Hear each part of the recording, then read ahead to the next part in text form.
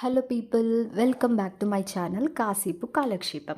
ఈరోజు ఒక హెల్తీ అయిన ఆథెంటిక్ ట్రెడిషనల్ స్వీట్ గోధుమ పాలతో హల్వా చేయబోతున్నాను. రాత్రంతా గోధుమలు అయితే నానబెట్టేసుకోవాలి. మార్నింగ్ ఒక మిక్సర్ జార్లో నానబెట్టుకున్న గోధుమలు తగినన్ని వాటర్ పోసి మంచి థిక్ ఫైన్ పేస్ట్ లాగా గ్రైండ్ చేసుకొని ఈ పేస్ట్ని వడగట్టుకొని మనం గోధుమ పాలు అయితే తీసుకోవాలి. నేను నానబెట్టుకున్న క్వాంటిటీకి నాకు ఒక గ్లాస్ పాలు అయితే వచ్చాయండి.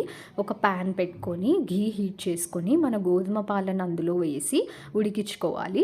కొంచెం దగ్గర పడ్డాక షుగర్ యాడ్ చేసుకొని మళ్ళీ హల్వా కన్సిస్టెన్సీ వచ్చేంత దాకా ఉడికించుకొని దించేసుకోవడమే.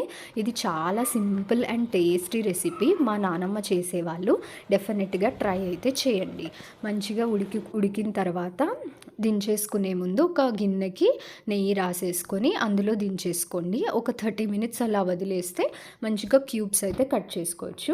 నా జీడిపప్పు అయితే మాడిపోయింది. మీరు మాడిపోకుండా మంచిగా ఘీలో ఫ్రై చేసుకొని కావాల్సినన్ని డ్రై ఫ్రూట్స్ అయితే యాడ్ చేసుకోండి. రెసిపీ అయితే డెఫినెట్గా ట్రై చేసి ఎలా వచ్చిందో నాకు కమెంట్స్లో మెన్షన్ చేయండి. Please do subscribe.